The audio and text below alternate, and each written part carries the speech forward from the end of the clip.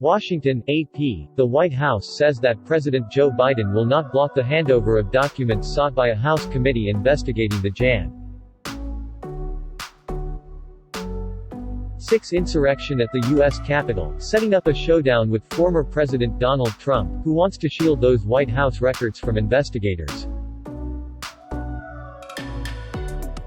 The Friday letter from White House counsel Dana Remus to the Archivist of the United States comes at the start of a potentially lengthy legal battle over the investigation. Trump, who told his supporters to fight like hell the morning of the insurrection and has defended the rioters who beat police and broke into the Capitol, is trying to block Congress from learning more. Biden has so far sided with House Democrats, who have asked for thousands of pages of documents and subpoenaed witnesses connected to Trump. The House committee investigating the insurrection, which formed over the summer, now has the momentous task of sorting through the details and obtaining documents and testimony from witnesses who may or may not be cooperative. And the jockeying between the two administrations, Congress and the witnesses, is certain to delay the investigation and set the stage for messy litigation that could stretch well into 2022. In a separate development, a lawyer for Steve Bannon said the former White House aide won't comply with the House committee's investigation because Trump is asserting executive privilege. Bannon is the only one of the top Trump aides subpoenaed on Sep.23 who is not working for the Trump administration on Jan.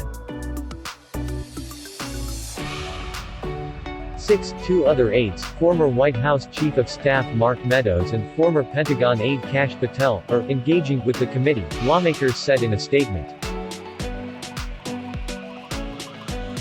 Remus wrote that Biden has determined that invoking executive privilege is not in the best interests of the United States. The House panel had asked for the records, including communication within the White House under Trump and information about planning and funding for rallies held in Washington. Among those events was a rally near the White House the morning of Jan. 6 featuring remarks by Trump, who egged on a crowd of thousands protesting Biden's win. Remus wrote that the documents shed light on events within the White House on and about January 6 and bear on the select committee's need to understand the facts underlying the most serious attack on the operations of the federal government since the Civil War. The Associated Press obtained a copy of the letter Friday. It was first reported by NBC News. Trump responded with his own letter to the National Archives, formally asserting privilege over nearly 50 documents. Referring to the Presidential Records Act, Trump wrote, "I hereby make a protective assertion of constitutionally based privilege with respect to all additional records." He said if the committee seeks other information he considers privileged information, I will take all necessary and appropriate steps to defend the office of the presidency. The investigation sets up a unique clash, pitting the current administration against its predecessor.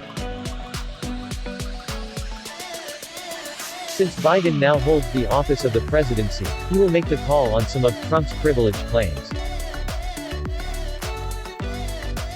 And while Biden has accommodated the first requests from Congress, the White House has said it will review new claims on a case-by-case basis. The final word may not rest with Biden, but the courts, if Trump decides to litigate, which is expected, or if the House votes to hold any of the witnesses in contempt of Congress. In the case of a House contempt vote, the Justice Department would then decide whether to prosecute. If Trump were to win a case to block the documents, that would mark a dramatic expansion of the unwritten executive power. But he is expected to have an uphill battle, as courts have traditionally left questions of executive privilege up to the current White House occupant. The leaders of the Jan.6 panel, Democratic Representative Benny Thompson of Mississippi and Republican Rep. Liz Cheney of Wyoming, said in a statement Friday that we will not allow any witness to defy a lawful subpoena or attempt to run out the clock, and we will swiftly consider advancing a criminal contempt of Congress referral. The committee's subpoenas had set a Thursday deadline for Bannon, Meadows, Patel and a fourth witness, former White House communications aide Dan Scavino, to provide documents.